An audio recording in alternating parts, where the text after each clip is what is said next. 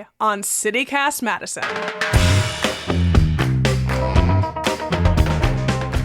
Madison jump-started St. Paddy's Day with a downtown parade this past Sunday. I personally enjoyed a non-alcoholic Guinness in honor of my wee Irish roots. Speaking of Guinness, did you know the Guinness Book of World Records was started as a way to settle a bar bet?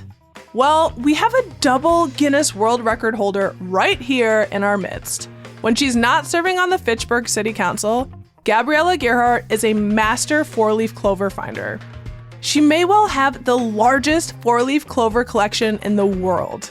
We asked her the secret to finding these lucky charms. It's Tuesday, March 14th. I'm Bianca Martin, and here's what Madison's talking about.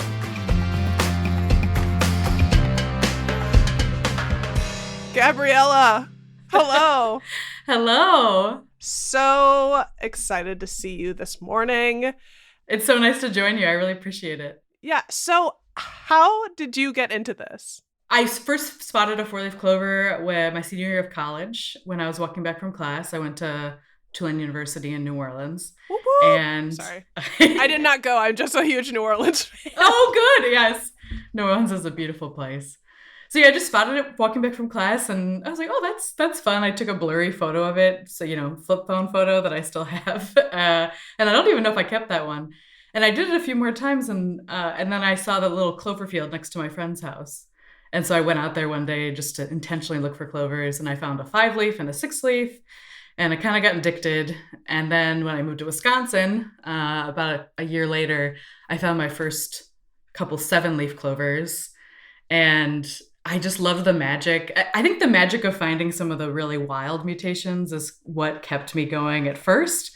And then in 2013, I kind of went through a hard time, and I really enjoyed the clover walks. The super relaxing and kind of got me back to feeling good. It became a meditation for me. And in order to spot the clovers, you have to clear your mind. So it's a real beautiful feeling, and sort of snowballed. And then I hit my peak year in 2020, which was 31,000 in 1 year. Gosh. So 31,000 in 1 year. That is amazing. I also love that you first said that it was kind of a meandering path, because I would think, spending time meandering and finding things. And you also mentioned something right off the bat, that they're a mutation. Yes, they're a mutation of a very common plant called white clover, Trifolium repens. It's very common in grass mixes and in parks. So you'll see the little white flowers in the spring. Right. And you can eat, they're sweet. Exactly. Yes. Yeah. And the bees love them. So very common. They also fix nitrogen in the soil, which is what grass depletes. So they kind of are a perfect complement to grass. I like to tell people that so that they don't kill their clover with weed killer, which breaks my heart. And yeah, they're beautiful. And people are starting to plant their lawns with clover. It's a thing that's happening now to make a more sustainable grass. And so that makes my heart very happy. Yeah. And you said that you got addicted. So you're hooked, and you have earned Guinness World Records. How does that happen? How does one earn a Guinness World Record? Yeah, it is a process, and it is not always the most pleasant process. First, in 2013, I started finding hundreds per year. And so I looked up what the world record was for the largest collection of four-leaf clovers, because I was just curious. I was like, it couldn't be more than a couple thousand. And then I saw it was 111,060, which I thought was absolutely outrageous. I just had no idea. I think I responded exactly like people respond now. How you're feeling about this collection is how I felt back in 2013. It's how did this happen? Yeah, I was like, this is impossible. So I was like, I'll just work on that for, a couple decades, and I'll eventually hit it over time. But I looked on their website. You can sign into their website and you can search, and it has all the records that they have. So the most four-leaf clover is collected in 8 hours, and the most four-leaf clover is collected in 1 hour. Had not been set. And so I said, okay, well, I can do that. So I first attempted one of them in 2018. I did the most four-leaf clovers collected in 8 hours. And I had to spend months in the previous year and months in the leading up to it, scouting out the patches that I could, hit in sequence and get the most clovers possible. And so I did 887 that day. 87 in one day in 8 hours. Yes, in 8 hours. And I broke my stretch goal of 800. And then over the next couple of years, I got way better. And at the end of 2019, I did the 1 hour record, and I collected 451 in 1 hour, which is actually more than half of the 8 hour record. That's insane. It skyrocketed in terms of... Can I follow? I just want to follow you around. Yeah. Honestly, you're local. So if you want to come May, June, please feel free. I'm happy to take you out on a clover hunt. Thrilled. And yeah, like, because you did these here locally in the Madison area, right? Oh yeah. So when I lived in Madison, most of my clovers came from Madison, and then I moved to Fitchburg in 2015. Fitchburgians are quite proud of their city. I mean, I'm proud of you. My goodness gracious. Like, I've found one or two in my life, and I'm still glowing from it. I'm like, still like, the magic is with me.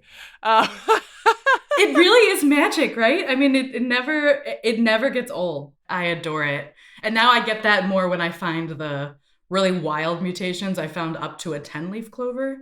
Stop. I found 2 10-leaf clovers. Stop. 10? Yes. Yes. What? Yeah. I found all the way. So the mutations go, you can actually get less than 4 leaves. So you have less than 3 leaves. So there's 2 and 1. I actually love 1-leaf clovers a lot, even though they aren't as impressive. But and then they go up, and I actually keep really detailed statistics, so I know exactly how many clovers I collected, 4, 5, 6, 7 plus, on each day I go out. And I actually track patches. I take notes on the individual patches and how many clovers it's producing at what time of year.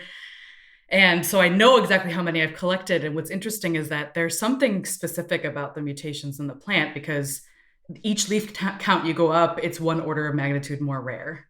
So that means that out of all the clovers I find, 10% are 5-leaf, 1% are 6-leaf, 0.1% are 7-leaf, and kind of 0.01% are more than 7-leaf. So it's really consistent. You'll see if on a logarithmic graph, it's a straight line. And it's really fascinating. I love that data aspect. That's probably what's kept me going high quantities, because you get that interesting data. And also, statistically, if you collect a lot... Yes. Yeah. If you collect a lot, you'll find a 7-leaf, 8-leaf. You'll find them eventually, statistically speaking. Oh my gosh. And you found those in Fitchburg? Yes. The 10-leaf, and you found 7-leaf and 6-leaf.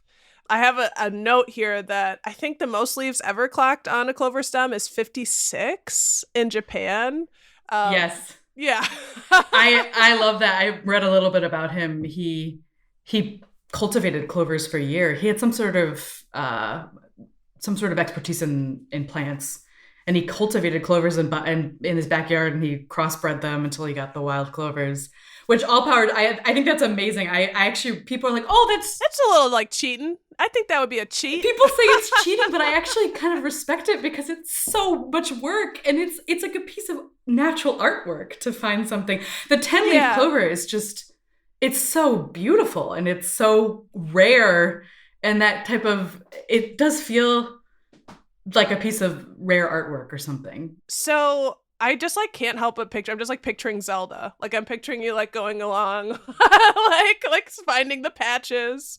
I wanted to ask, so you're soon going to hold the world record for the largest collection of 4-leaf clovers at 118,000, which several teams of independent witnesses just confirmed for you at the Fitchburg Library. So back of the envelope math here.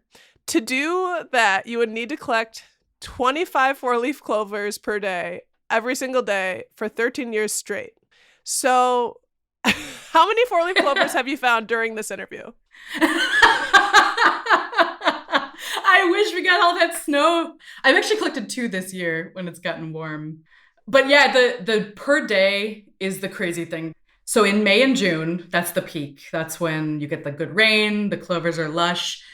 Usually for the last few years, I average 400 to 500 per day when I'm out collecting. So it's at that scale. And I go out almost every single day.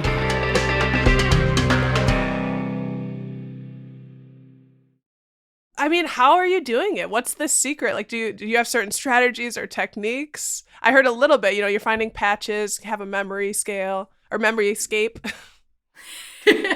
Yeah, so it's interesting because a lot of people have the clover hobby. A lot of people have an eye for it. And there's people, I find them all on Instagram. They're all over the world. They collect clovers. So a lot of people do this and they enjoy it.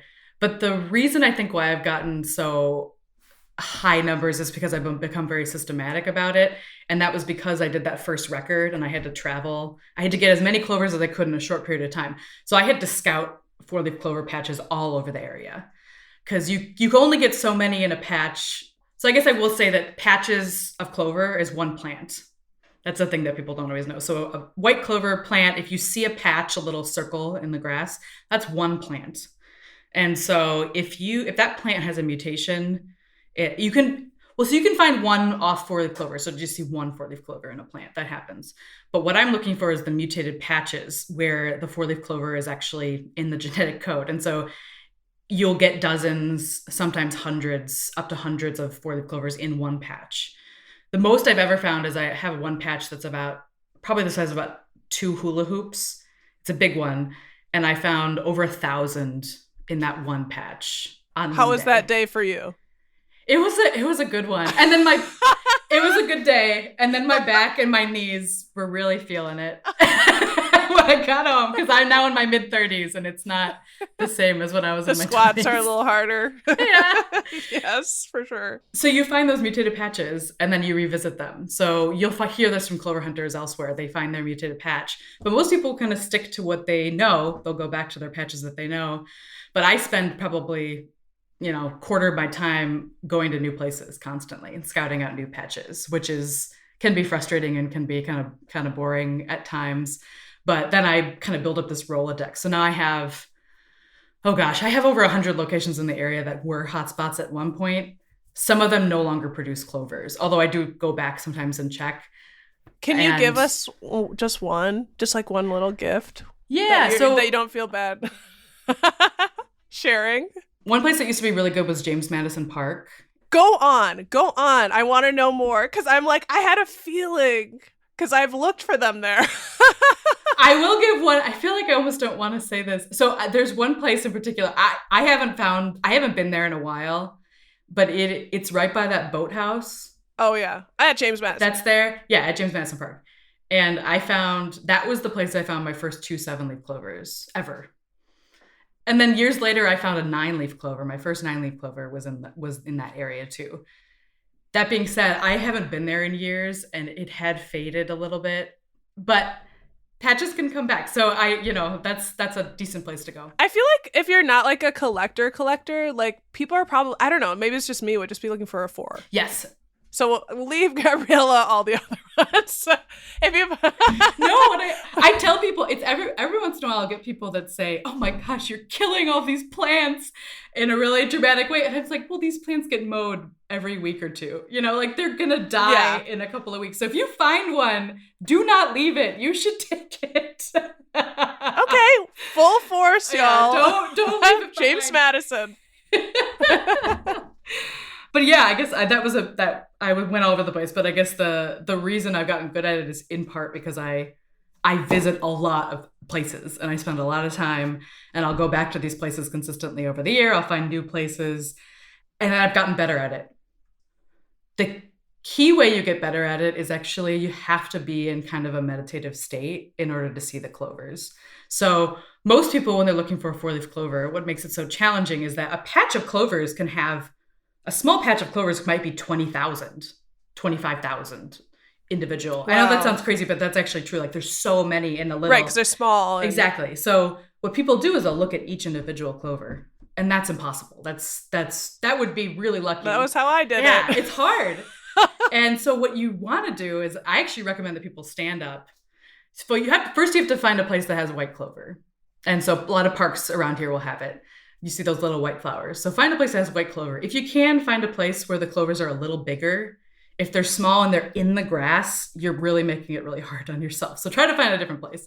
And if you can find places where the patches are distinct, that's not always possible. But if you find like individual patches, that's even better. You find some places to go.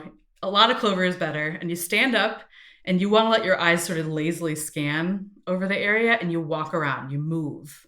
Because you're trying to find the easiest to find clover. You're not trying to find the the one that's in this one spot. You're just trying to find the easiest one to find in the area. So keep moving, let your eyes scan. And if you can truly sort of clear your mind and let your eyes just see the whole picture, our brains are naturally good at picking out patterns.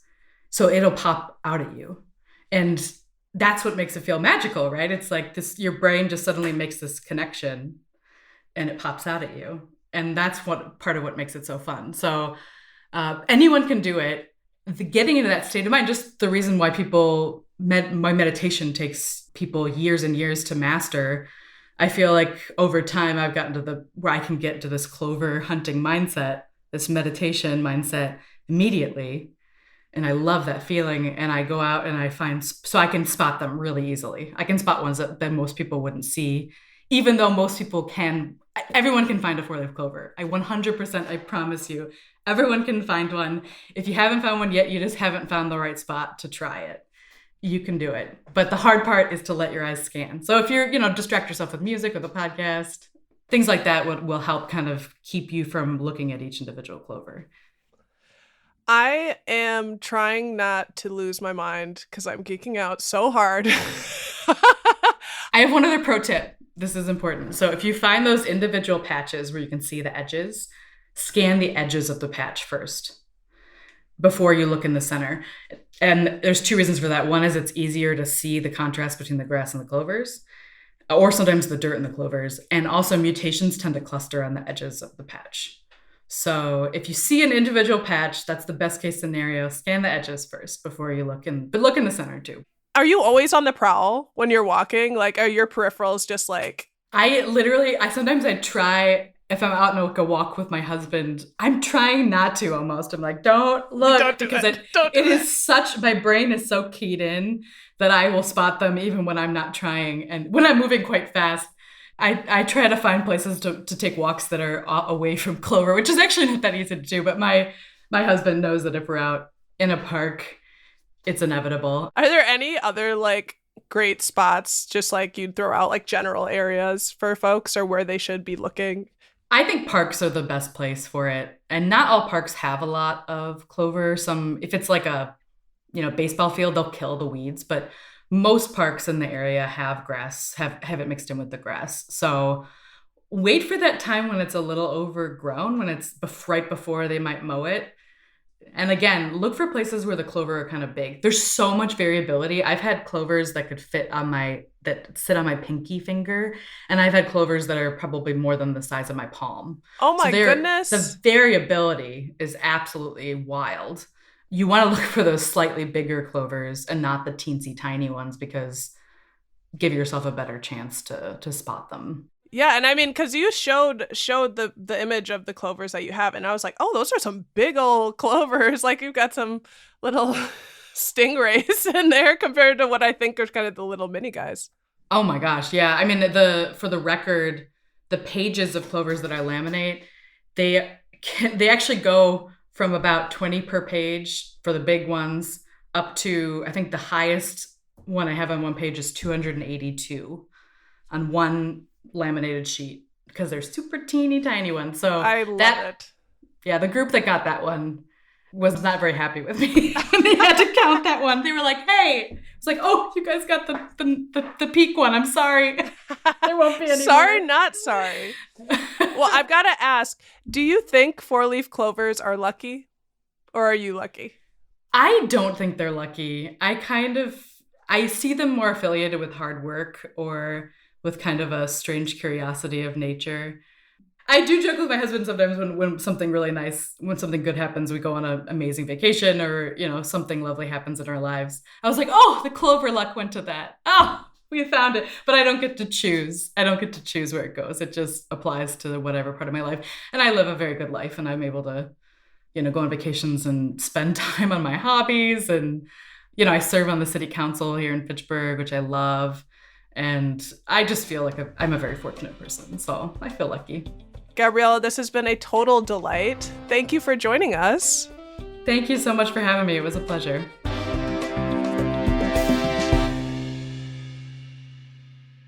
That's Gabriella Gearhart, Guinness World Record holder and Fitchburg Alder. And here's what else Madison's talking about. Stalactites and stalagmites, baby.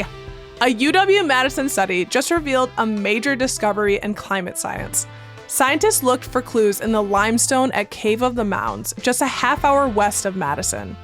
This cave has rocks hundreds of millions of years old, and it's basically a time capsule. They cut open these rock pieces to see their geologic layers, which shows years of time, like rings on a tree. They revealed that Wisconsin experienced a dramatic temperature shift tens of thousands of years ago, one that paralleled other climate events around the world.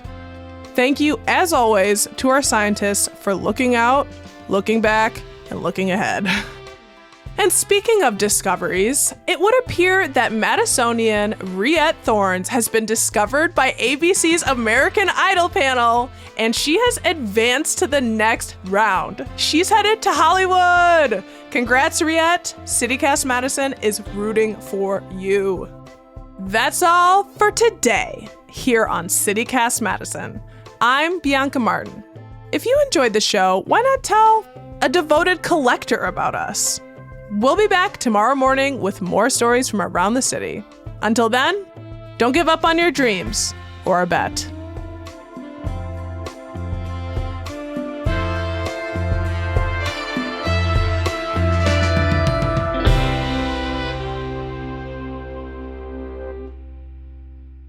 We're calling her lucky.